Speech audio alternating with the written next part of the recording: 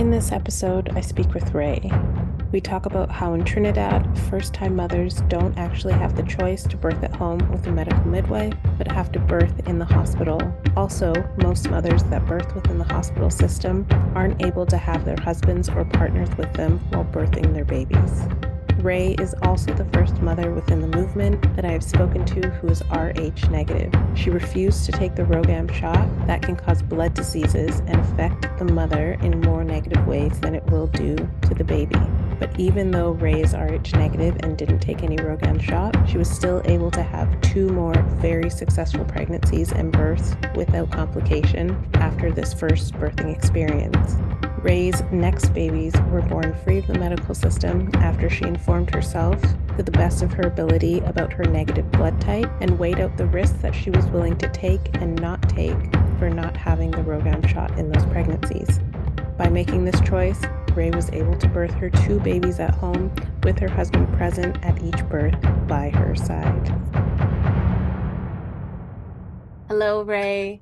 Thank you so much and welcome to the Free Birthing in Color movement. Hi, Karma. How are you? I'm well. I'm very well. And I'm so grateful that you're here and that I get to hear your amazing stories of the birth of your 3 children. And you have one of them on your lap. Who is this little one here? This is Hinori. Oh, yes. Hi. Yeah. Well, thank you for having me and creating something like this for women of color, because it's definitely needed in this space. Yes. So I feel gratitude for the work that you're doing. Thank you. Around this, and holding space for mothers and birthing women, because we need people with integrity to take up space in these kind of forums, especially with all that is happening with us in modern times and like for birthing women. So this is great. Thank you very much, Mahalo. Oh, thank you. And it's only possible with women like yourself that are willing to share your story. So I'm grateful and thankful for you as well. So let's get into it. And the first question that I love asking all women that come on this podcast and speak in the movement is, what is your ancestry and your lineage?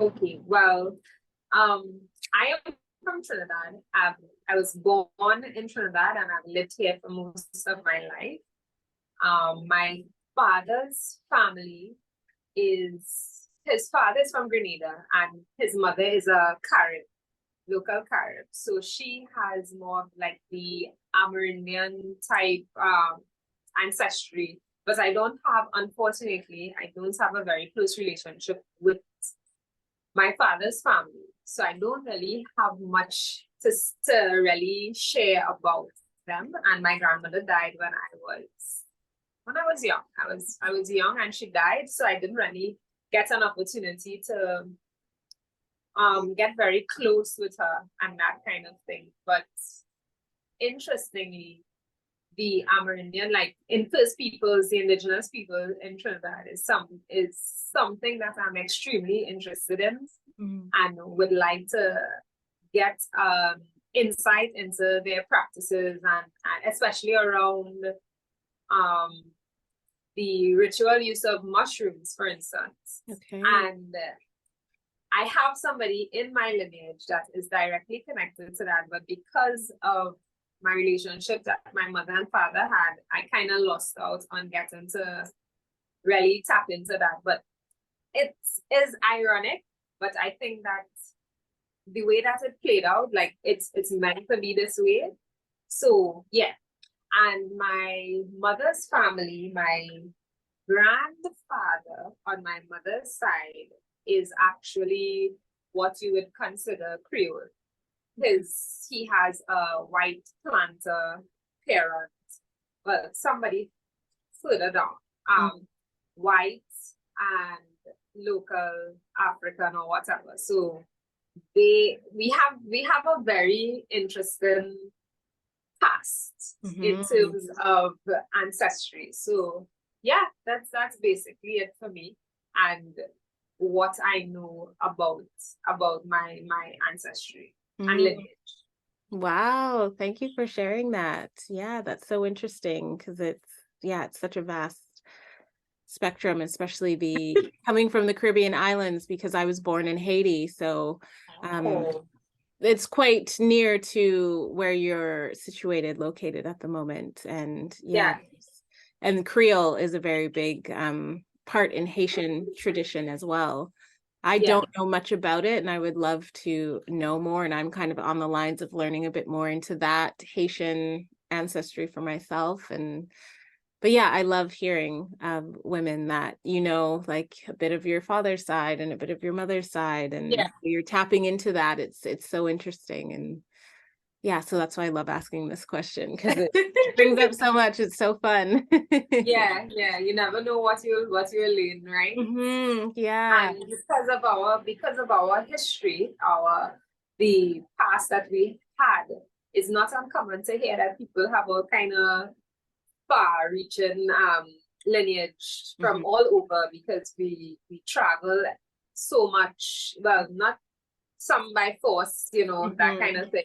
And so everybody just kind of mix up is like a medley Hmm. currently Yeah. right now, and I think that that's really interesting because Yeah. it brings us, even though it seems like there's so much separation, it also kind of brings us closer together, Yeah, absolutely. I was just speaking about this with another woman that I was interviewing before this one, and I was saying to her, I need to have like a special offshoot of the podcast where I talked with women in depth about their ancestral lines and how it pertains from their maternal and paternal lines to here in their current lines. Because it's so fascinating. It Um, is. but keeping to the space of what we're here to speak about and your birth stories, I would love to ask you and love to know, where does your motherhood journey begin? Well, my motherhood journey definitely began when I met my partner.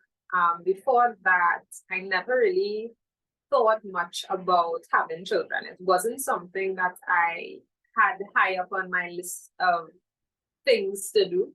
Like being a mother wasn't something that I was very much interested in. But when I met him, um, I just felt like I wanted to procreate with him. Like I wanted to build a family with him because of the type of person that he was and his values Mm. and how he viewed the world.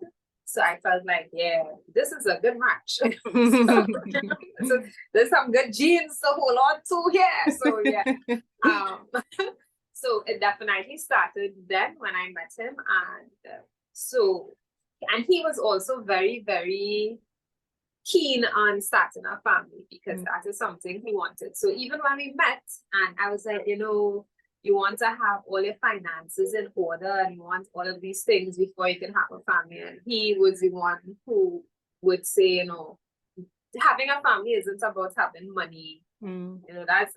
Yeah, it's important, but it's secondary. There are other things that you need to consider Mhm. first before you even start to think about the financial aspect of it. So Okay. that was in I met him in 2015, Mm. or was it 2014? Something like that, 2014. And then in 2016, I had my first child. Okay.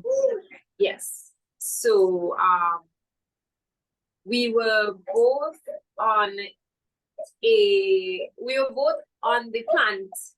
plant-based diet journey.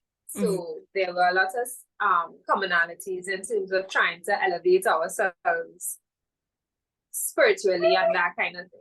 So it all came together really well. Sorry about that. That's okay. Right? So in 2016, I got pregnant Mhm. very easily. Mhm. We were very excited. We knew that we didn't want to do certain things, but I still didn't have a lot of information around like pre-birthing or birthing outside of the hospital and that kind of thing. So I just my options to me, the options that I thought I had was either the hospital or a nursing home, like a nursing home, which like a private hospital, which is very costly in Trinidad. And I could not afford it because it is quite expensive. So, and there is the option to home birth through because we have free healthcare in Trinidad. So through our health center, you can have a home birth, but not for your first pregnancy. So if it's your first time, you don't have that option. Wow. So yeah, they don't offer that if it's your first time. So I felt as though I only had one choice, one option, which was going to the hospital. So I went through I did ultrasounds and I went through the conventional birthing rhythm, where you go to the doctor, they give you spend your money and you wait for just a little time for them to tell you, oh yeah, baby, look, baby on the screen here, yeah, nice. Right? So I went through all of that and that kind of thing. I did not do any what you call this thing, supplements and that kind of thing that they say for pregnancy. That's the only thing that in that pregnancy that I was able to say, okay, this is what I don't want, and I was able to stick to that, right? So what is I had a really hard first trimester for that pregnancy, and actually for all of my pregnancies, I tend to have a very hard first trimester, but that one was especially difficult because I ended up having to go to the hospital to get drips because I couldn't eat. I really couldn't keep anything down. So it was challenging for me, not only physically but mentally. But I'm glad that I kind of had that experience because it prepared me gave me a form of preparation for what was to come in terms of being a mother. Yeah, okay. Like knowing that it's not going to be easy. So can we pause? Yeah. Please. Yeah. There. Yeah, so I had a challenging first trimester, but for the remainder of the pregnancy, it was pretty okay. I was working and I had a corporate job, so I worked until my 9th month, probably like just the weekend before I gave birth, I was working. Wow. So all of the information that I had around birth and what to expect, I got from the women around me, because I worked in the office that I worked. There were mostly women. Yeah, there were only women in the office, and 2 of them had children. So they would give me information about what I need to get, what to expect, things like that. So that was how I prepared, and from my mother. My mother also gave me a lot of information based on how she perceived birth. Okay. And she also had a home birth. So my mother has 5 children, and one of her second to last birth was a home birth. So I had that memory because I was there. Oh wow! Like we were there. And she had that because I'm the first child. Okay. So I was very aware at that time because I was in probably secondary school. We just started secondary school at that time. So it's not something that was kind of transparent in my memory. It was very, very visceral and real. I remember the entire thing. So that left a mark on me as well. So that I remember when I started having birthing pains, and compared to what I've experienced after, I realized like I was kind of dramatic, but it was because I didn't know. Like it was my first time and I didn't really have much of a reference point of what to expect. So from the time I started to feel anything, I was like, oh gosh, call somebody, right? I was still kind of fearful, you know. Women tend to be, we are fearful around birth because all I've heard is about how painful it is and about women screaming and losing themselves in the hospital and that kind of thing.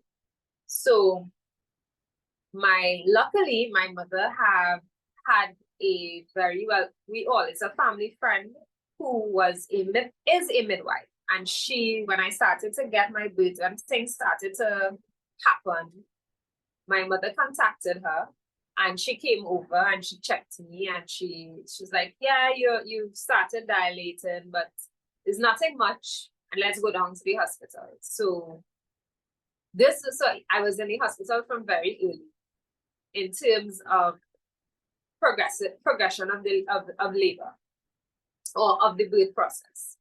And only because she was around, I was able to get in really easily and get taken care of pretty quickly because she was there with me and she's known in the hospital because she worked there.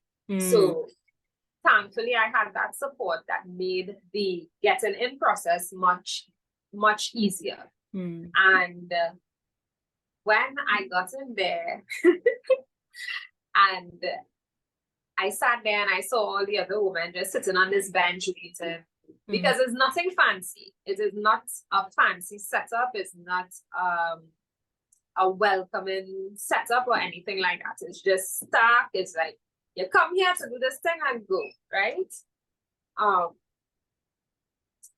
So I did my regular checks and that kind of thing, but I had some time to go. So I was there going through the motion and just having to see all of these other women going through what they were going through. And because of how they were being treated and what I was seeing, it wasn't very encouraging. Like, it didn't make me feel like, oh my gosh, I can do this. It was just like, what is going on, you know?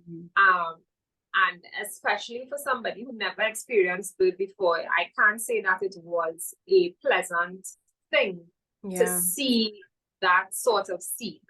Because when I got on the ward, there wasn't many, there weren't enough beds.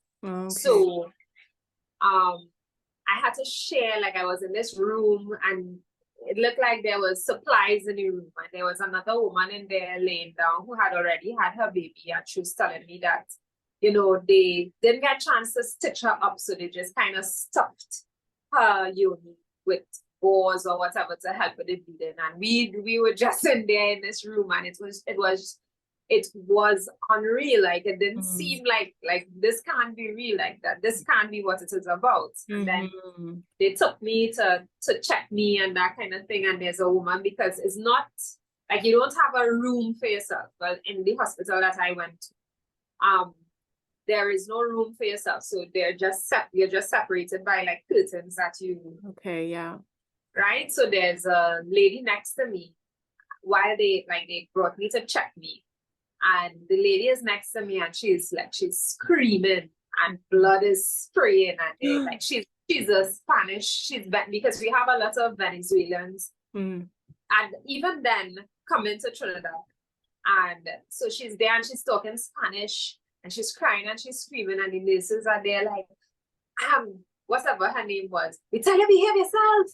And they were like scolding her for how she was behaving and telling her, we tell you not to do this and that's why you're bleeding, and they're upset, and I'm just seeing blood and I'm just lying down there like, okay, how do I prepare myself for this?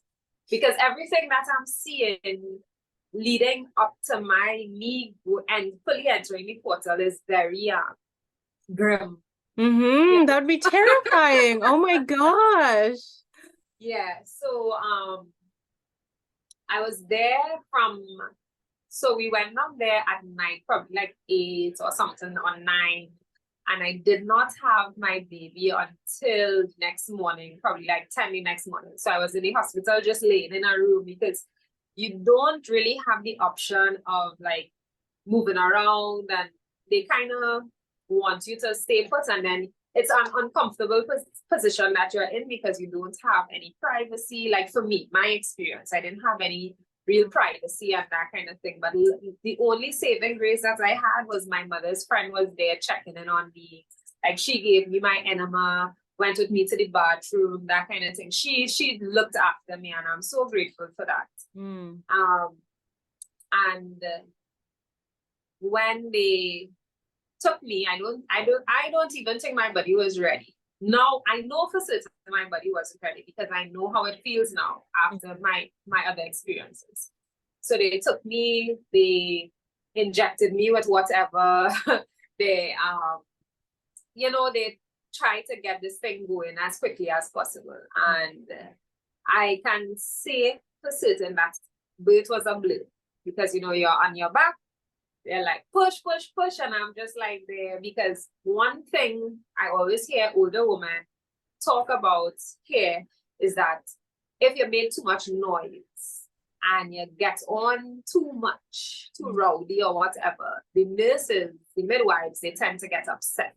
So I had that in my mind, trying not to be too loud, because I didn't want to come across as a problematic patient. A problematic patient, so that I would not be treated badly or they wouldn't be rough with me. So I if I was too loud, I kept apologizing throughout that, and I was like, oh gosh, I'm sorry, I'm sorry, I'm so loud, I'm sorry. I kept apologizing and like this. Anyway, let me not get into how I feel about those things, but but that's the thing when you're birthing in the system, like it's true. If you're too loud or if you're too whatever, if you're too much into your feminine primal nature, they will scold you because they want you to be quiet. And if you're not going to be quiet, they're just going to want to give you drugs or, subdue you so that you just listen as like the quote unquote good girl that you're supposed to be. So I get it why you would like apologize because you're trying to protect yourself in this space where like if you don't listen to these people, they're gonna do something terrible to you probably. Because you definitely kind of hand your rights over to them from the time you step into their institution. Like you don't really have much rights anymore. They are like they are in control to a large extent when you enter those places. Thankfully, I was able to push my baby out, I guess, in a reasonable amount of time so that they did not decide that they're going to give me a C-section. While I was doing that, they have student doctors on the ward who's walking around, and there was about 10 of them staring down at my uni while I am laying on my back. No, but he asked my permission if it's okay with me or anything like that. They're doing their thing, and well, you are just at their whim. So I am staring up at all of these random people, men and women, who are looking down at my very private parts in a very private moment. So that was just one thing that I had to contend with. But when I pushed him out, I don't remember what happened with my placenta or anything like that. I don't remember anything because it is like I don't even feel as though I gave birth because it doesn't feel like it doesn't feel real. Because it's just weird. It happened in a weird way because of these people telling me what to do, when to push, that kind of thing. So they gave him to me, and they took him back because I got to hold him briefly, and then they took him to clean him up and give him his injections and whatever that they do. And then they brought him back and put me on a wheelchair because, I'm handicapped now that I have a baby, now that I gave birth. And he latched immediately, and that was the most emotional part for me. When he latched, I was like, okay, it's real. We did it. We're here. And I was overjoyed. And I was grateful that everything went smooth, even though it wasn't the ideal situation. So I overnighted in there. I spent one night or 2 nights, probably 2 nights. But oh gosh, listen, the wards were ridiculous because we are all, it's a big room with just beds and all of the mothers are in there, just laying on their beds and, you know, babies crying, women, you know, everywhere just there in this room. And the like I remember going to the bathroom and there was blood, like clots of blood on the ground in the bathroom because somebody, like it was really disgusting. So I just wanted to get out of there as quickly as possible. And oh, I neglected to tell you that my blood type is O negative. Okay. So when you have O negative blood type, you're supposed to take a Rhogam shot because they claim that if you don't take it, you would have problems conceiving again, or you have multiple miscarriages because your body is going to reject your baby because it will see you as a foreign. Because you know how O negative blood type is. So they were trying to throughout my pregnancy, they were telling me I should take it, and I kept telling them, oh, you know, I'll take it after I give birth because you could take it during the pregnancy or after your first birth. But I knew that I did not want to take it because something just did not feel right about it. So when I had my baby and they were preparing to release me from their prison, the doctors came to ask me about the Rhogam shot, and I told them I refused. And they got very upset, and they brought my mother's friend. They're like, we're telling her that she needs to take this thing because they kept, what if you have a baby and your baby is born with some kind of defect? That will be your fault, and you will have to take care of this child for the rest of your life, and you would be responsible. And they're like, they were fear mongering me, and I am there alone because my partner it wasn't like they have visiting hours that people are allowed to come on the ward. Right?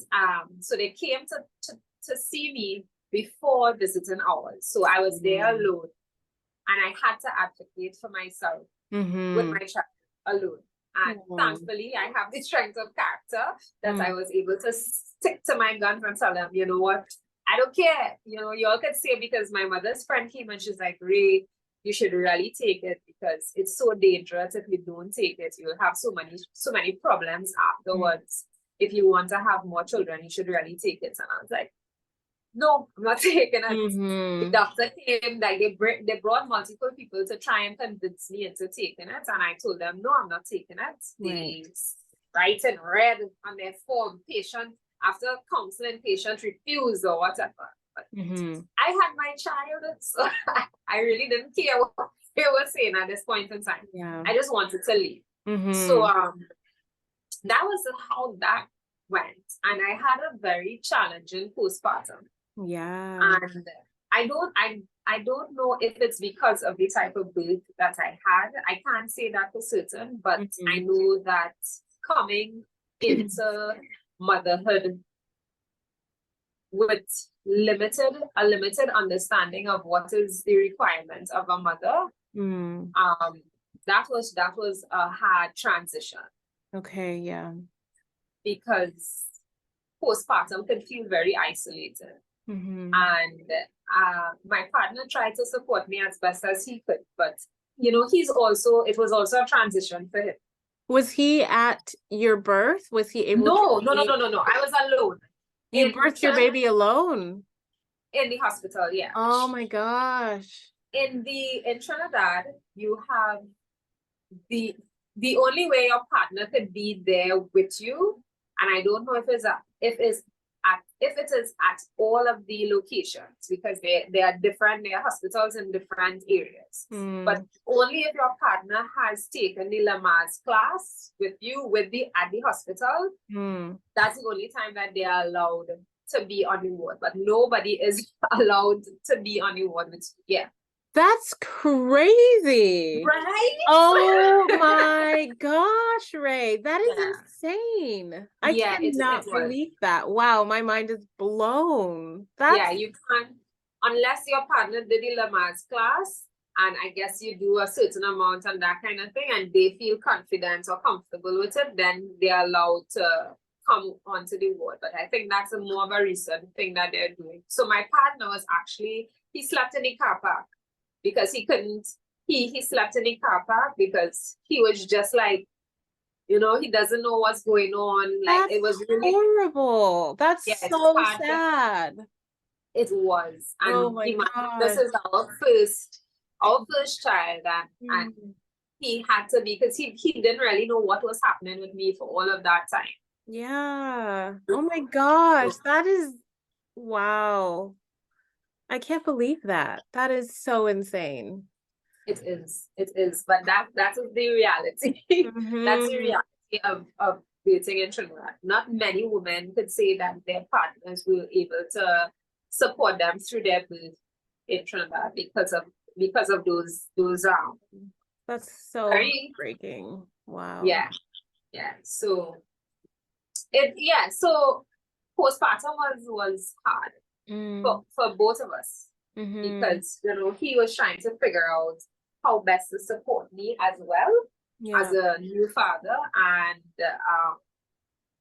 how to support us financially because we were kind of gearing towards wanting to work for ourselves. Hmm. So, and when I was like 3 months postpartum, well, Hmm. I went back out to work and I left at about 3 months or something like that because I just couldn't do it. I couldn't go back to work and leave my child, and I couldn't do that. So I left my job, and he said, you know, we'll figure it out. So on top of all of that coming together kind of made it a really challenging experience, but Mm. we got past it. Hmm. We did it. Yeah. um, and fast forward to 2020, Hmm. 2020, I we decided that we wanted to have another baby. My son was, I don't know, 4 or something like that.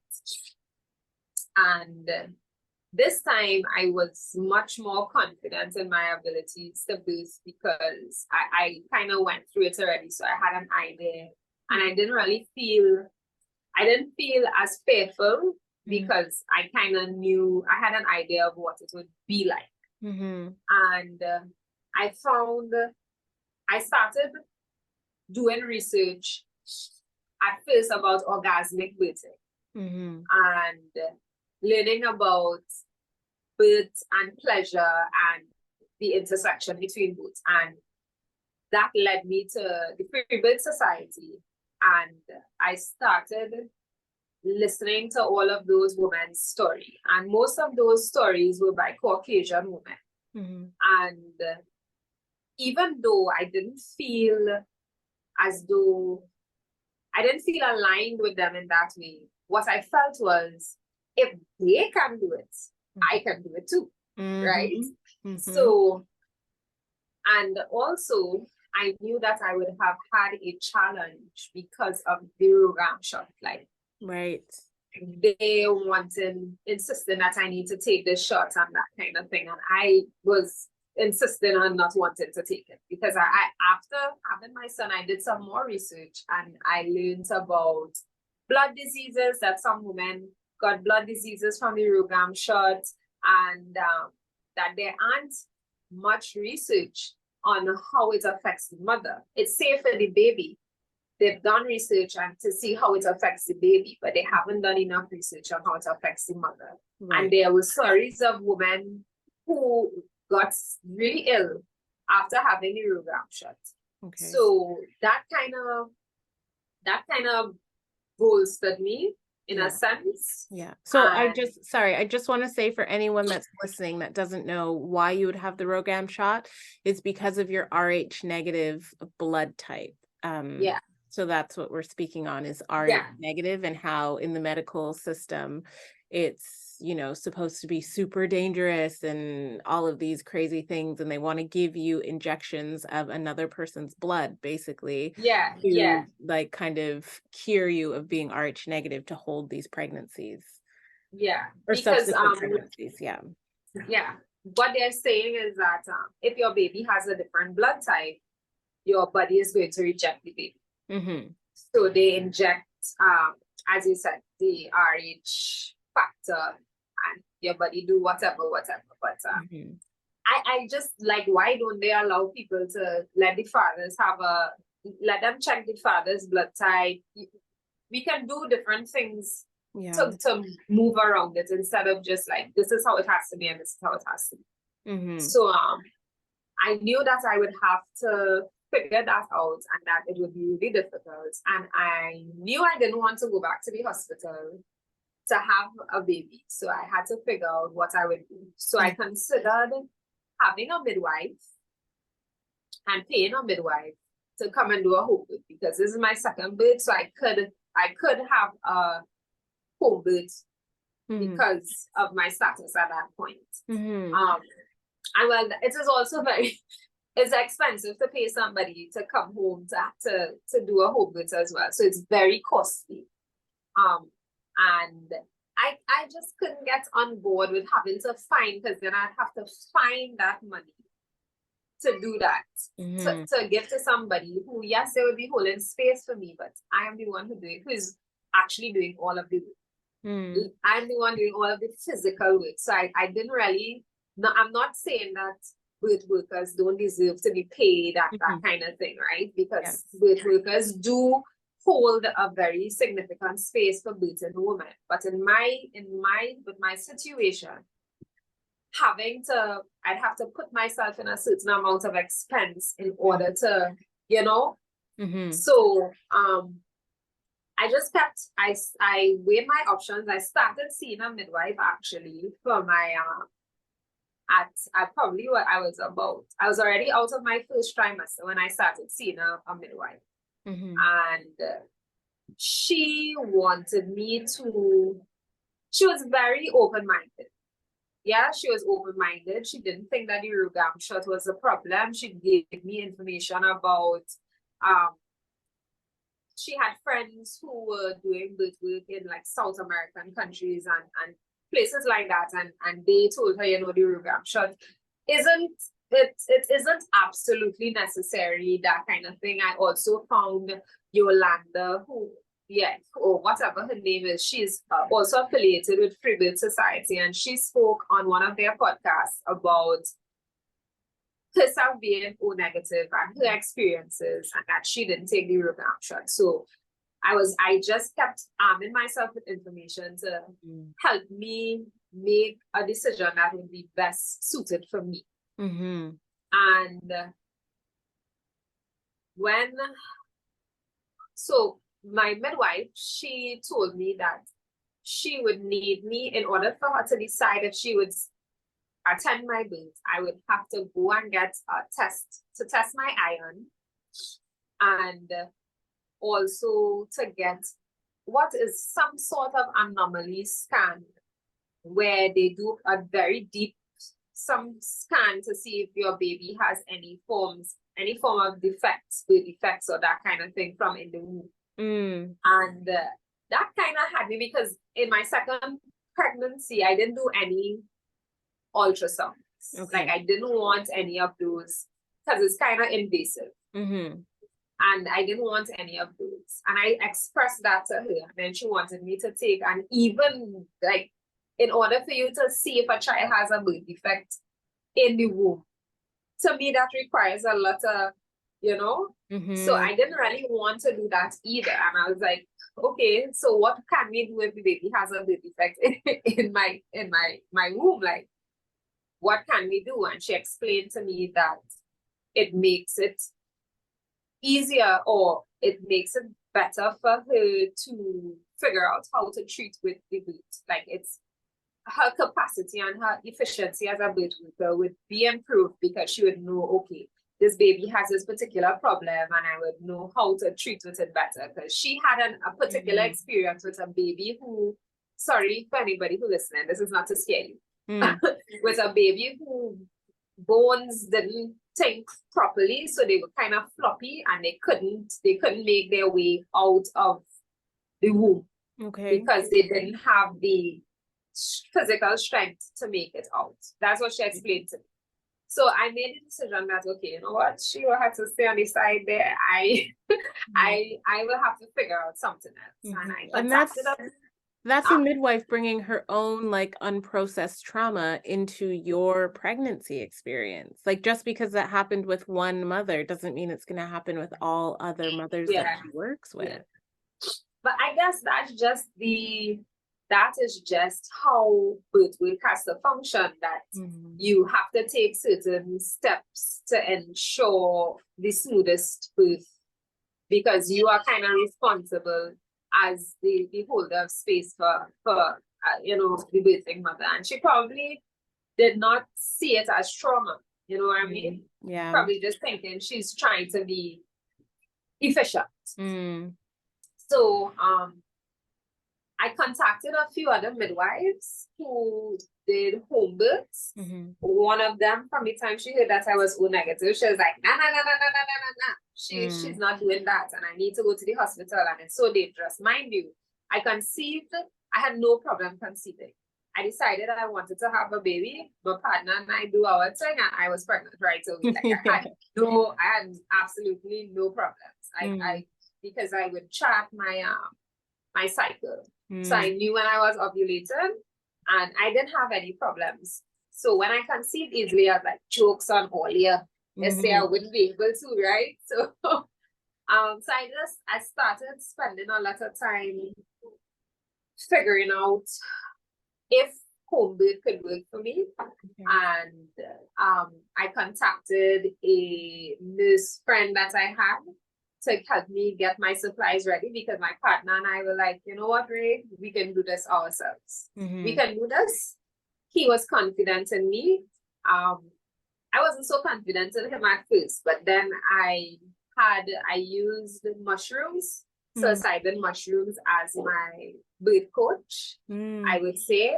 And I was able to move through those thoughts with him because of what mushrooms does for you in terms of opening you up to be more vulnerable and more communicative. So I was ready. What do you mean? Like you were going on mini mushroom journeys with your friend as like your guide as you were going? No. Okay, so no. What I did was I had a full-on mushroom trip with like 5 grams of mushrooms or something like that at the end of my first trimester and at the end of my second trimester. And in the second trimester, my intention was I asked the mushrooms was to help me prepare for birth. So they sort of stimulated the birth experience. Right. And I was able to like kind of practice what it would be like to keep myself in the frame of mind of not getting lost in myself and being able to concentrate and focus on the task and be able to surrender to myself and the experience. Right. So that's what I mean as my birth coach, because I told them I wanted to help me get prepared. And after that experience, I really did feel as though, yeah, anytime I'm ready to go. And I was able to bring up these conversations that I didn't really feel comfortable. I didn't know how to address it with my partner before, but during that time, I was able to come out to him and really tell him what I was thinking about him holding space for me. And we were able to talk through it. And after all of that, I just felt so secure in our decision and him as my support. I knew I didn't want like anybody else. There was one sister that I was considering coming because I thought that I would require assistance to my son. But that didn't really work out. And I was like, yeah, we can do it. We got all of the things that we needed organized, and we were just waiting for everything to go down. And my mother was very scared though. My family, they were very concerned because, during that time also I had a friend who was also pregnant, and she gave birth in a nursing home, but both she and the baby transitioned. They both died at the nursing home during birth. Wow. Yeah.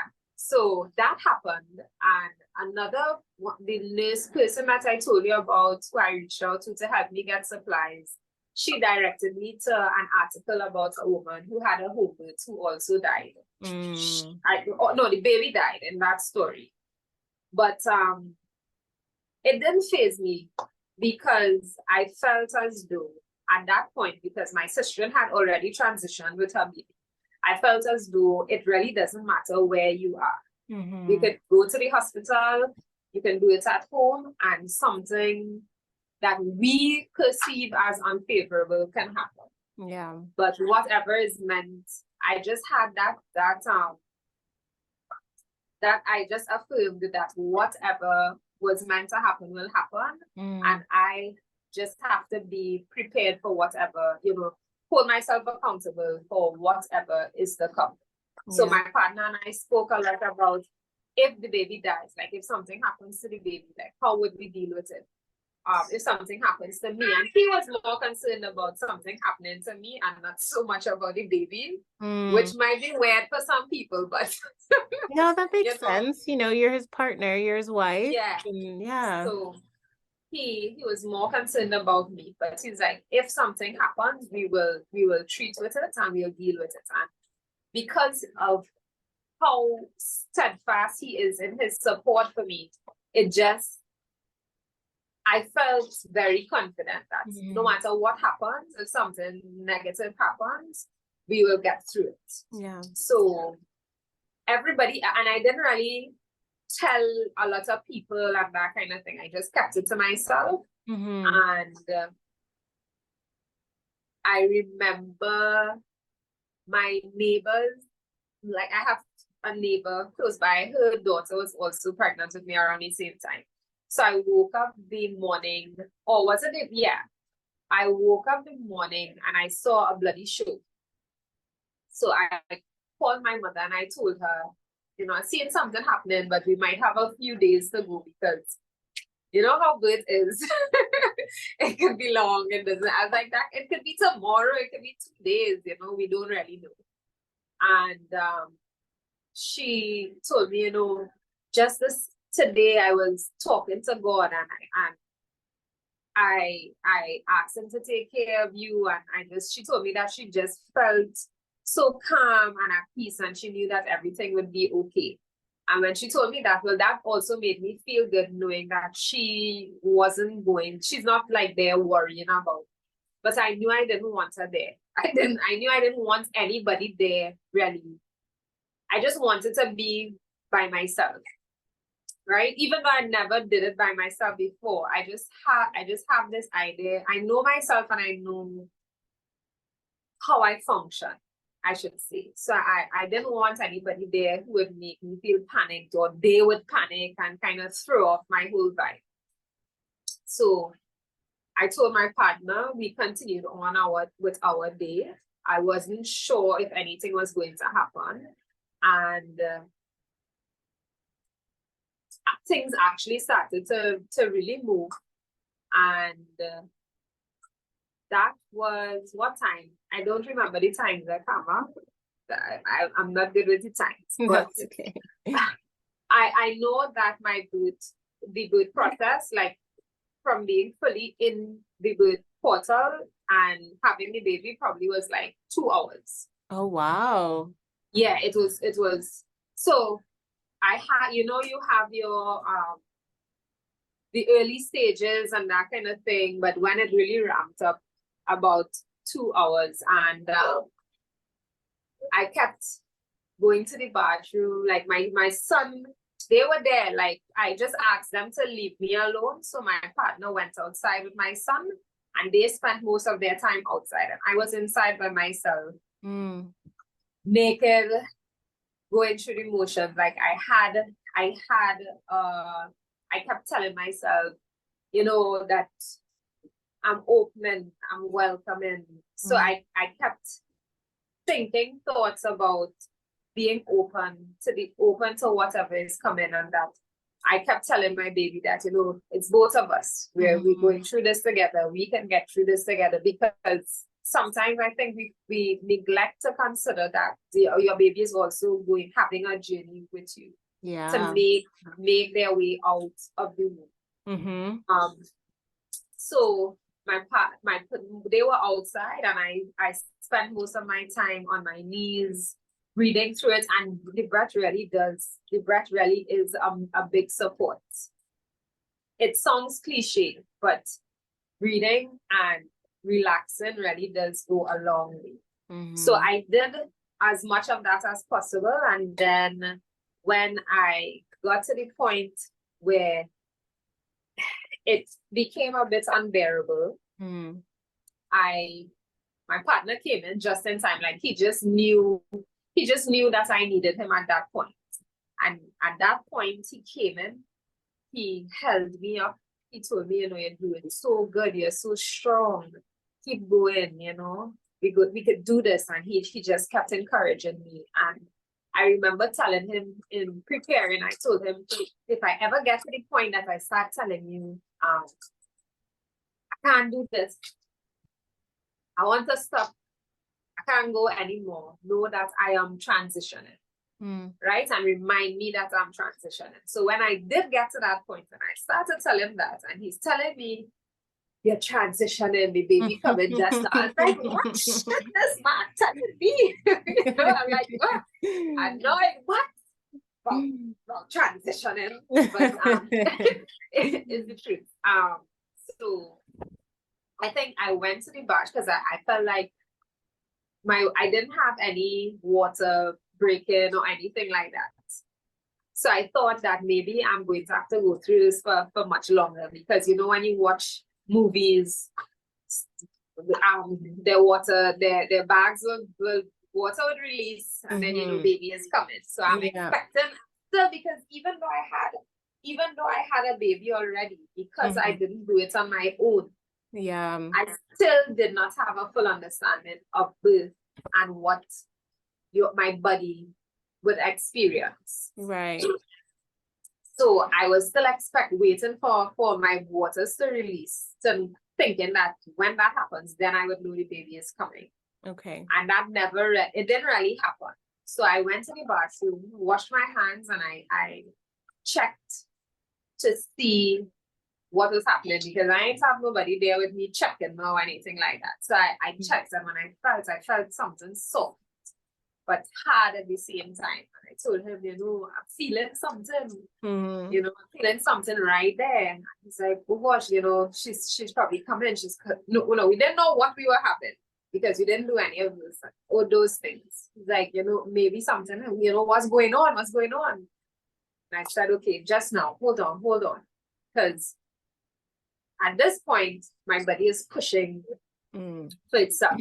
You experience that reflex where your body begins to push, even if you are not intentionally pushing. And I came out of the bathroom, and I knelt down right in front of my bathroom door. My partner knelt down in front of me, and he held me up, and I pushed my baby out right there in our bedroom. And he caught her.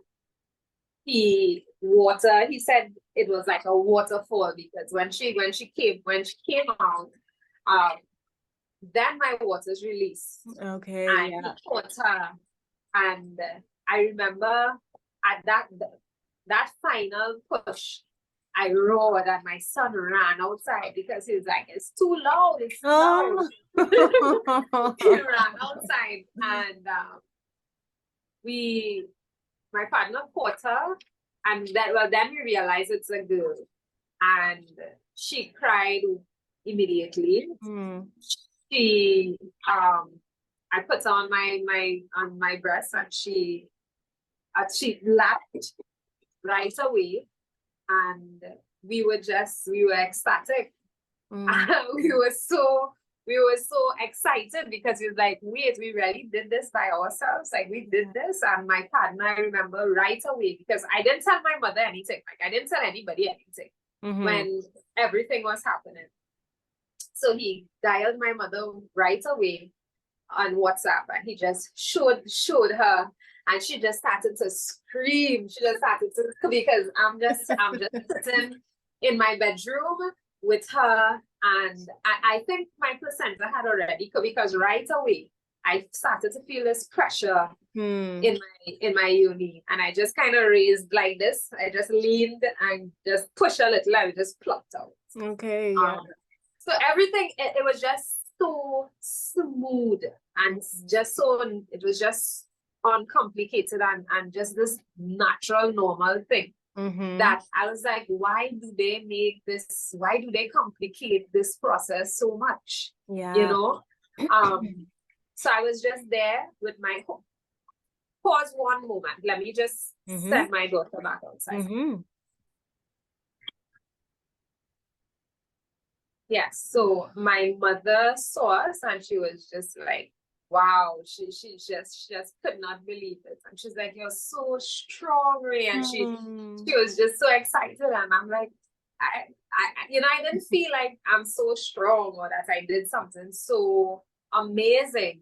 I just felt like, I had my baby. Yeah. Like you said, it was just something that was so natural and normal.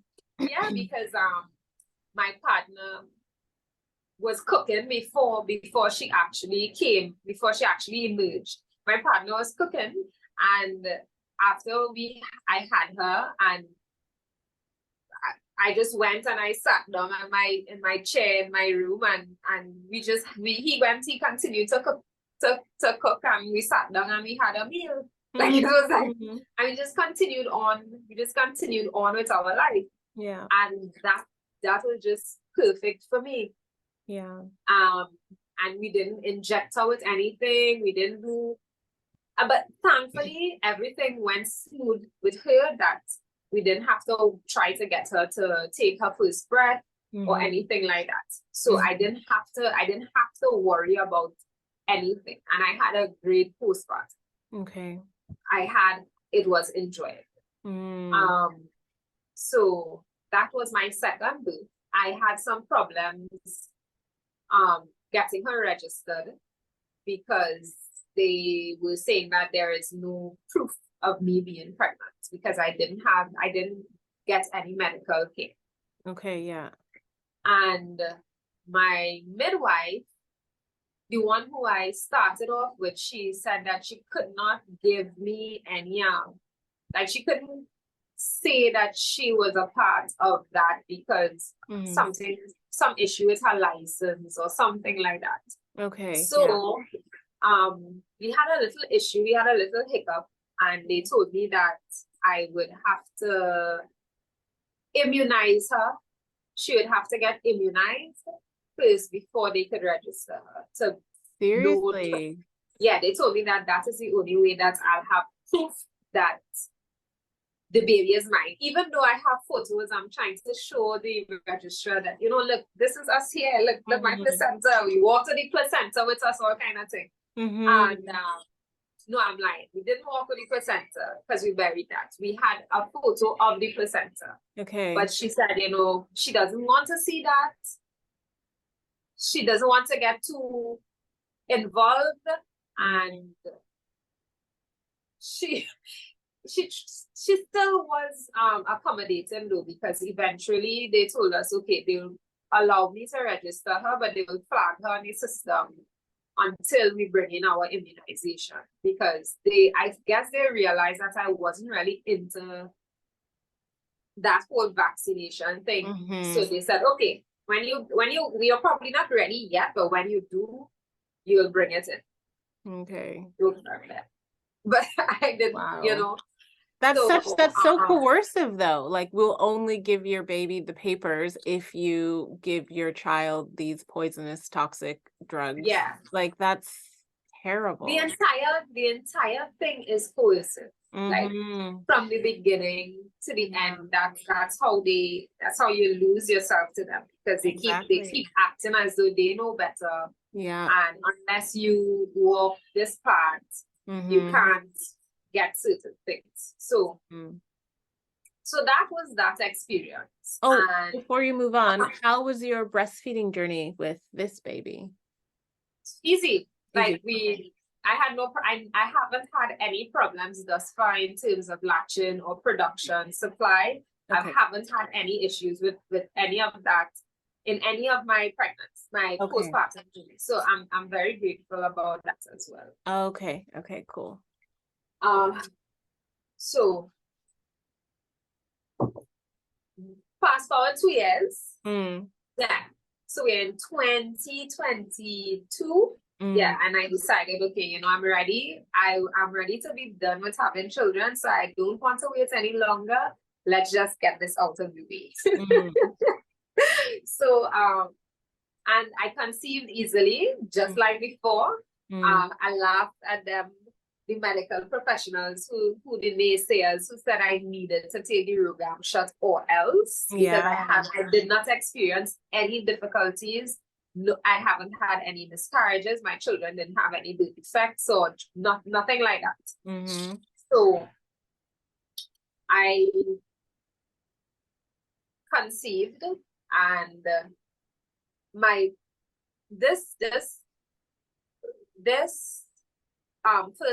trimester was very challenging for me mentally, because I changed my diet and I was no longer on a plant-based diet, and I thought that probably was the reason why I was having such difficult first trimester, such a difficult experience. And this time around, it was just as bad, not as bad as the first, but it was bad. And that kind of messed with me mentally. Like I felt like I couldn't go anymore. I just felt like I even got to the point that I told my partner, maybe we should just abort this baby, because I don't want to have to feel like this anymore, because it felt as though it was relentless, like non-stop discomfort. And it was hard for me mentally. And sometimes my mother would have to come and stay with me and my other two children if my partner had to go, because we work for ourselves.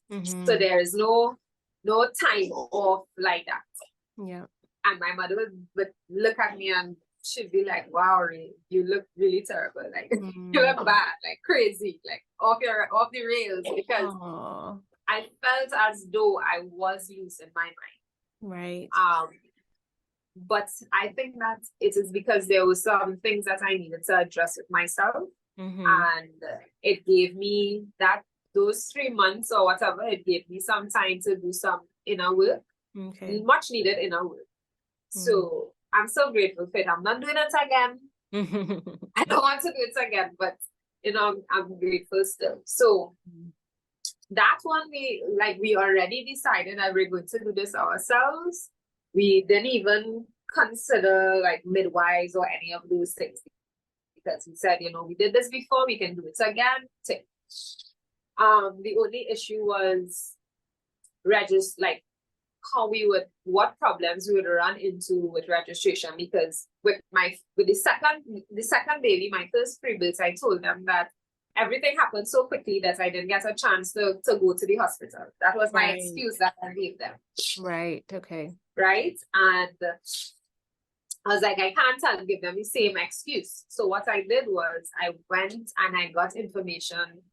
Like I went to the law to see what does the law state about birthing at home. And I learned that there is no, it's not an illegal thing to do or anything like that. So I armed myself with information as what I would usually do. And I went on. I don't do supplements or I don't do any of those things. I take accountability for my health. So I eat according to, I just try to make very informed decisions about what I should be consuming to get the most out of my food. Yeah. To support my child and stay away from things that I think will be dangerous. Like I don't need anybody to hold my hand through it and tell me, oh, you need to do it, right?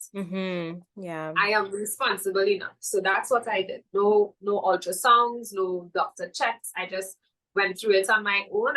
I did have times where what if something is wrong? Because usually during my pregnancies, I tend to spend a lot of time looking at children with birth defects. Okay. I don't know why, but I always find myself being very interested in seeing children who have some kind of birth defect and kind of just wrapping my mind around it, like putting myself in the position, like if this happens to me, how my child, how would I deal with it, that kind of thing. I feel like it's just like a sort of fail-safe kind of something for me to not think that everything would just always be perfect and everything will always be great, and I just give myself time to think about the other things that could happen. So so I went through that pregnancy, got to the end. I thought that because I didn't see anyone at all, I was just going off of my own about when I'm due. So I was under the impression that I was due later than I was due. So I was preparing myself for later in October, and my baby ended up coming early in October. So I woke up in the morning getting some pains, but I was like, maybe this is Braxton Hicks. And it was kind of, it was happening, not very close, not very consistent. And my partner had to go out and make a delivery. And I was like, okay, yeah, go ahead. Just before he was ready to leave, I told him, I'm having pains, maybe something is happening. And he asked me, you think I should stay home? I was like, nah, you go ahead. I have it. Everything is good. Even if it is that we may have some time. So he was gone, and while he was gone, I'm here tending to my family thing, and I'm having pains, and I realized, maybe this is really happening. So he wasn't at home, and he wasn't close to home, and I didn't have absolutely anything prepared. I didn't have anything prepared at all, like baby clothes, nothing. And what I decided to do was I decided to lay down, like to spend a lot of time on my back to kind of slow it down so that I can give my partner time to get home. So I told him what was happening, and he said, okay, I'll try to get home as quickly as possible. And where he was like a good way, at least like an hour, 2 hours away from could be more from getting home. So I laid down a lot to slow things down. And when he got home, then I decided to, okay, let me get up and start moving around, because I know once I'm on my feet, things will start to progress. And that is what happened. So I labored all day, more or less, not heavily, because I was trying to slow it down. And then when he got home, and he had to, like, while he's coming home, he had to go get towels and certain things, because we really were ill prepared. My fault, because I was thinking I was due later on in the month. And so he got home, and I'm moving around. I usually self-pleasure in those early times, because I find that it helps to get it helps to speed up the process. So I did that. My children are around, moving from the bedroom to the living room. I lay down up on my knees. I just kept moving and kept trying to stay focused on my breath. Yeah. Because I know that's the only thing that will keep me going. Once I focus on my breath and I keep my mind right, everything else will follow. So this time, with my last, that happened during the daytime, and this was like in the evening time, in the night time. So I was really tired, because I started getting pains the night before, so I didn't sleep very well. And then all day I couldn't really sleep, because I had to still be aware of what's happening with the other children. Right. So I was really tired. So I said, maybe I should try and take a nap, because I think this is going to, I'm going to be up for a while. So I lay down, I tried to sleep. I couldn't really sleep. And then I was like, you know what, Ray? Time to get this thing going. Like you're wasting time right now. So I was like, okay, get up. the children went to bed, my partner out there with me, and I was just going through it, like on my knees, standing up, walking around, making sure to drink my water so that I could continue to urinate and that kind of thing. And he was there just laying down, just making sure that if I need anything, I can tell him. He's there. If I need him, he will come. Don't want usually at that time I don't want anybody touching me, close to me, talking to me. So I'm just in my own world, in our living room. And it got to the point that I started to tell him that, you know, I can't do it, right? And I was feeling, and this is something I think is important. This movement that we have now, where people talk about pain-free births, pain-free births and easy births and that kind of thing, I think it's dangerous because I was beating myself during that process because I felt as though I wasn't having a pain-free birth. And I was like, why can't I have that? You know, so I started to feel inadequate. Even though I did this already, I started to feel inadequate because I'm expecting to have this pain-free birth. Right. Which is kind of a crazy thing to tell women, that to expect a pain-free birth. So I kind of was beating myself up about that throughout it, because I was like, I'm not dealing with this well. And my partner was there though. He was there and he was telling me, you're doing so good. You're doing so good. And he was just cheering me on and encouraging me. And he's like, you're strong. You could do this, Ray. Like, you know, so because of his that support, and that's all that I really needed. I didn't need anything more than that. I didn't need no music. I don't want any of those things, but everybody is different for what they require. Yeah. And so I kneeled down right in my living room.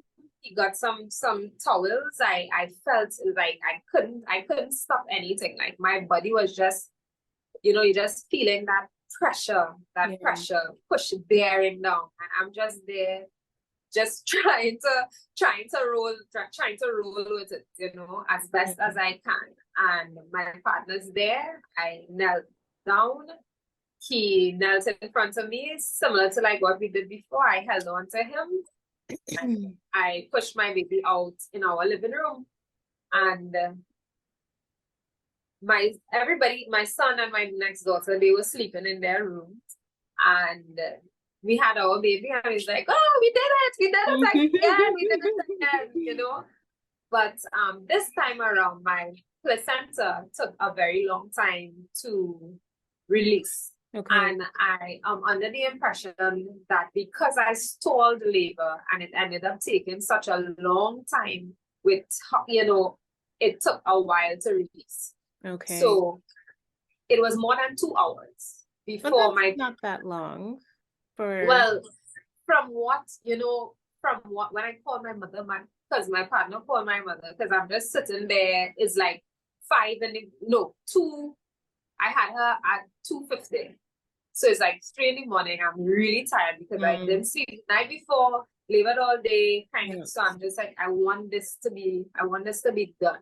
Yeah. I need this to be over. And called my mother, and she's like, whoa, that's a long time for your placenta to not, you know, you're all trying to do anything. So we tried to do some stuff, but I think we started too late. Like if we started earlier. But anyway, so I ended up calling my midwife, the same midwife lady from my first birth. I ended up calling her to find out what can we do. And she was giving my partner instructions as to how to pull it down.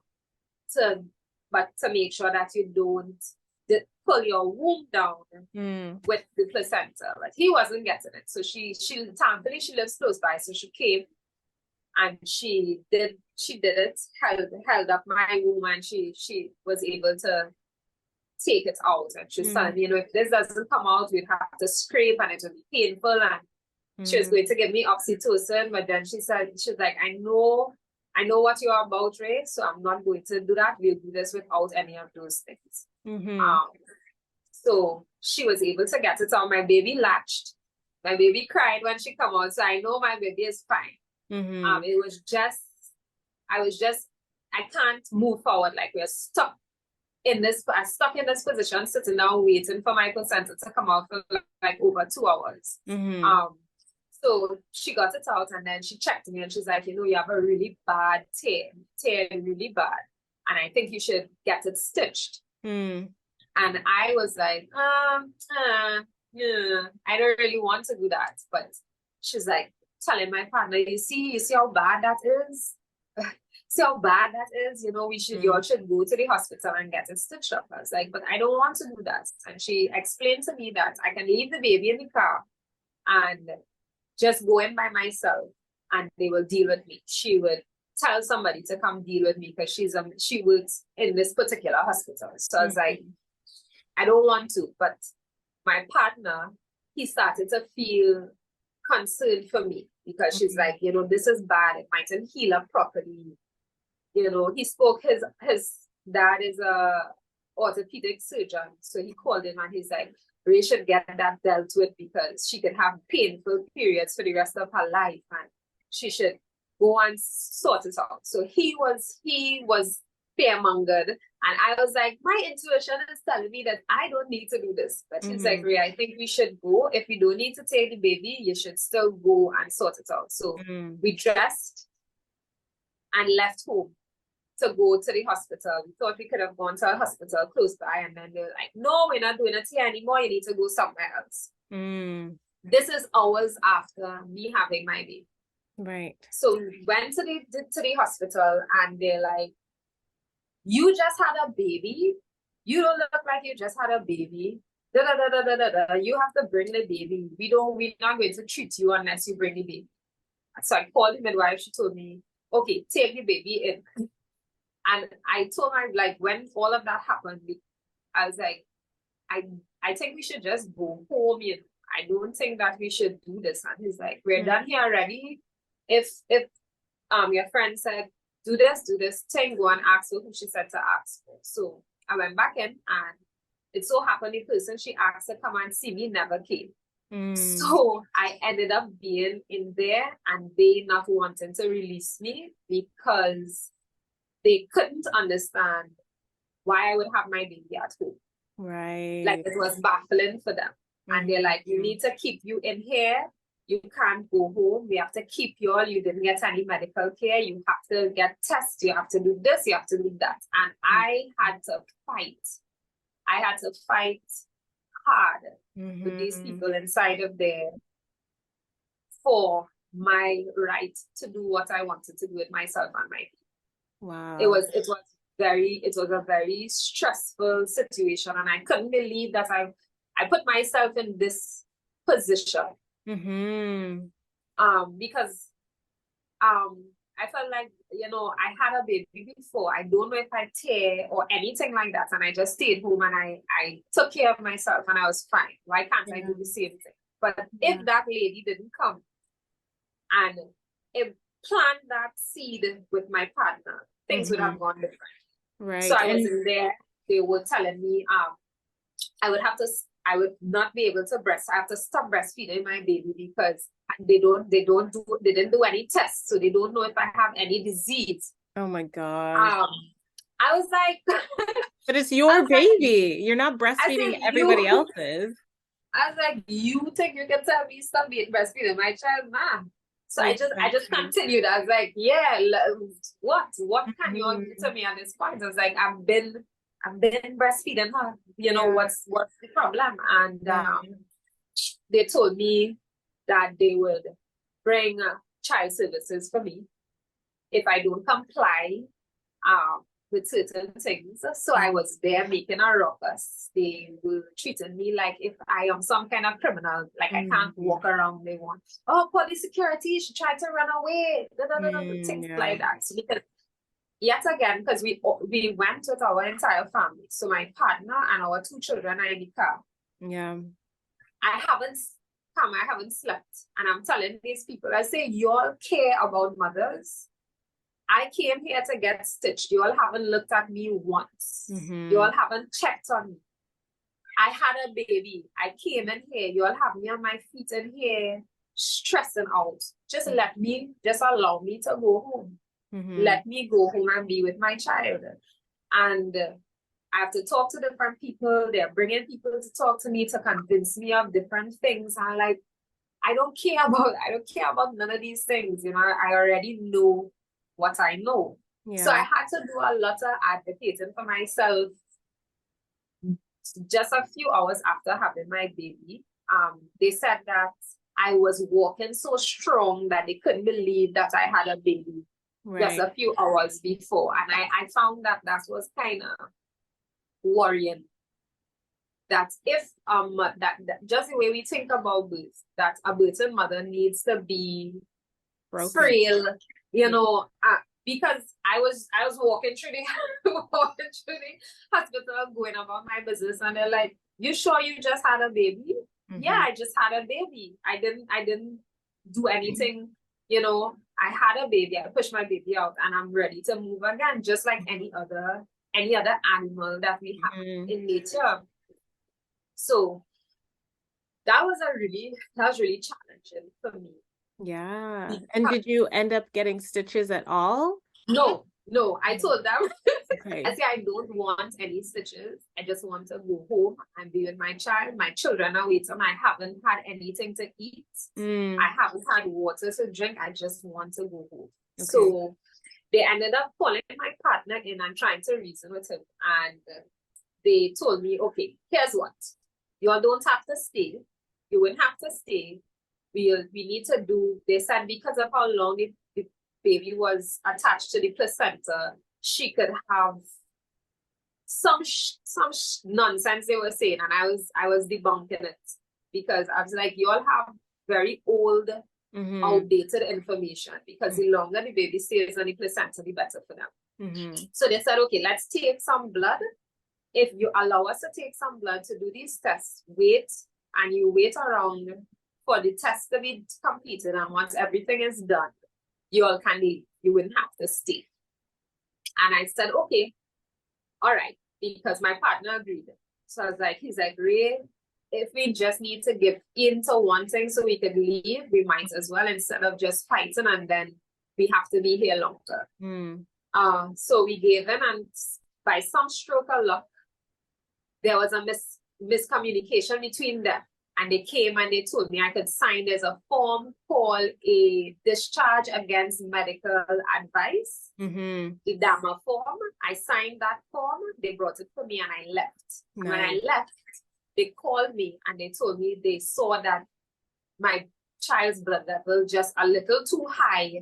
They want to bring us back for another test. They want to, or something like that. And I was like, I'm already like close to home. I'm not coming back. They told me, can you come another day? If you don't come, we're going to call the police for you. And I said, so why can't? Because I told them I'm going to see my private doctor to check out my baby. I don't need you all to check my baby for anything. But they wanted me to come back. So I lied. I told them I would come back, but I did not go back. And they did try to call the police for me to come. I don't know what the police will do, but I'm grateful that we didn't get caught in that trap again, thinking that we could reason with them. And we did not go back. Like, we left the next day thinking that we would go, and then on the way we just like, this doesn't feel right, and we turned around and we went back home. We went to see our doctor the Monday. So I had her Saturday. So Monday I went to see the doctor. Everything was fine. The doctor also was like, she doesn't understand why they behave that way in the hospital, because she has her private practice, but she also works in the hospital. And she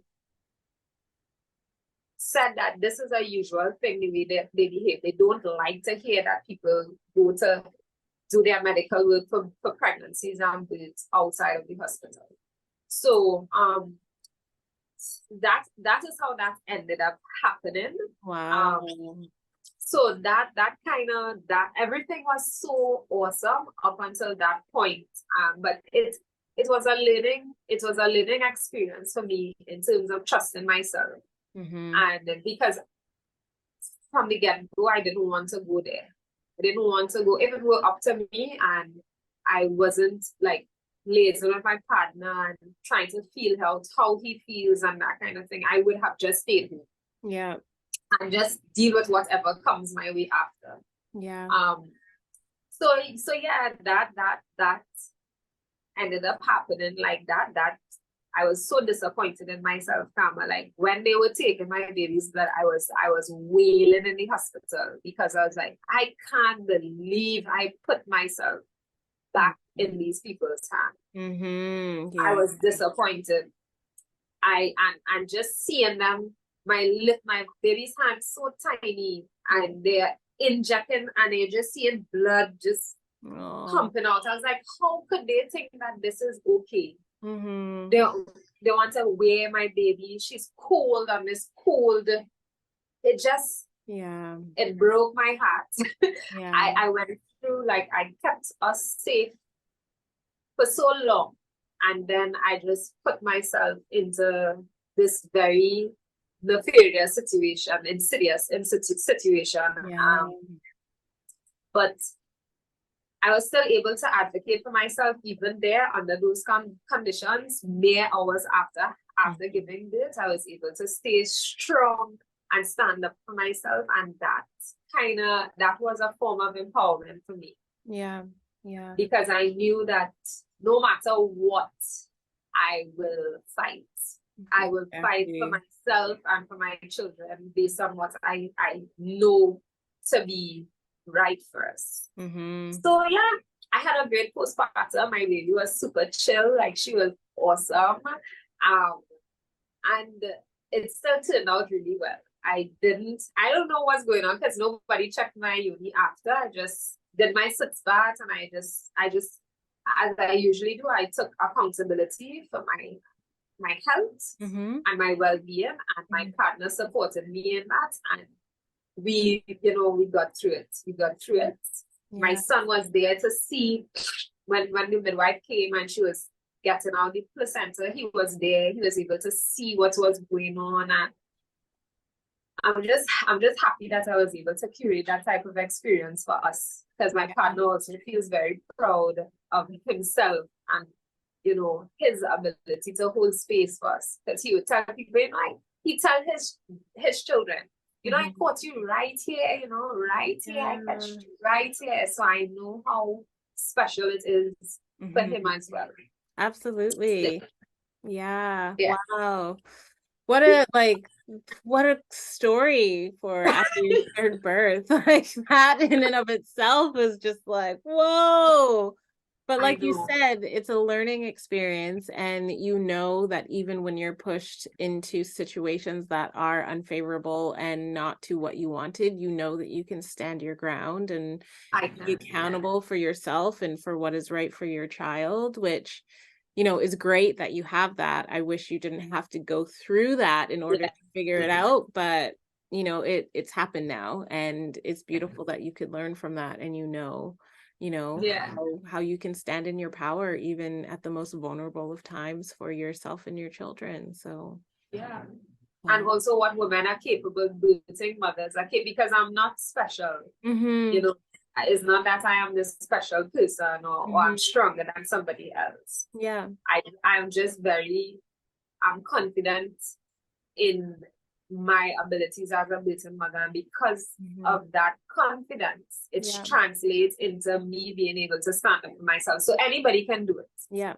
Anybody can do it. Anybody can push out a baby and 2 hours later get up and walk around and do what they have to do and continue on in strength. I'm not special or any different from anybody else. And that's the thing, it's you believing that and knowing that within yourself, whereas unfortunately a lot of women don't believe that. So if they were in your same situation, they went to the hospital, they would have been bullied and like bulldozed and coerced and they probably would have Yeah. had like a week-long terrible hospital stay after such Yeah. a beautiful Yeah. birth because they really don't have that confidence in holding and standing their ground Yeah. when they're faced with, people or quote unquote higher authorities coming at them. So Yeah. yeah, it's true. It's not that you're any more special than any other woman. It's just you've connected to that piece of your personal accountability and your personal responsibility more so than another woman may have. And it's not to say that other women can't do it. They just have to really Yeah. believe in themselves and Believe it. Yeah. trust Yeah. that they can do it. That's And true. then because that's our innate way of being a woman, like having that Yeah. strength and power. That's just innately being a woman living your life, after having a baby and being a mother. That's like what mother Yeah. is, standing up Yeah. for yourself and your children. So we all have it because we're women, so we Yeah. can do it. We We just have do. to really trust ourselves and connect into that power, which is so beautiful to see that you did do that for yourself. So yeah, wow, what like such amazing stories though, all three of them, the transition of where you've gone from first birth to this one. So Yeah. It's a major transition. mhm. Yeah. Yeah, But so it's beautiful. yeah, thank you so much for sharing them because I know there's going to be so much information that women can glean from this and take from your stories and learn from Right. and like stand in their power because it's like, oh wow, she can do it. Ray did that. I can do it too. So Yeah. Yeah. yeah. Yeah. That's all I can hope for, that, Mhm. it can help somebody along the way to really advocate for themselves in their birth. Yep. Yeah, Yeah. absolutely. And Wow. thank you for giving me the opportunity and the space for sharing. No, you're welcome. And I'm so grateful that you agreed to come on. And one last thing, if Uh-huh. women wanted to connect with you to speak about you or to speak with you about being RH negative or how you did stand so firmly in your power after going to the hospital after just birthing your baby, is there a way that women could reach out to you and speak to you Yeah. personally? They can send me an email at the birthbearer@gmail.com, The birth bearer. Okay. or on Instagram as mama.silo, MAMA.TSILO. You can message me there. I'm very open to holding space for women and sharing and chatting. So you can find me there very easy. Perfect. Wonderful. Thank you so much, Ray. I'm so grateful. Thank you. Thank you, sisters, so much for listening to this episode of the Free Birthing in Color podcast. If you'd like to work with me one-on-one in a primal activation session, donate to the podcast, or to have your story featured here or in the blog, go to primalwomanportal.com for all the information to do so. Did you want to connect with our guest speaker? You can find all her information linked within the show notes. And if you have time, please subscribe, write a review, and tell a friend to have a listen so that this podcast and these stories of women birthing in their total power can be shared far and wide. Don't forget to check out the show notes for information on the Earth Daughters Women's Festival, the Breach Without Borders workshop, and much more. New episodes drop every Thursday morning, so stay tuned for the next amazing story to be shared on any platform that you prefer to listen to your podcasts on, or watch these episodes on the Free Birthing in Color YouTube page. And remember, your voice and your story matters. So if you're a woman of color or an Indigenous woman who's had a wild pregnancy and or birth outside of the medical system, submit your story because it's so important that your voice is heard and celebrated in your radical journey of pregnancy, birth, and motherhood.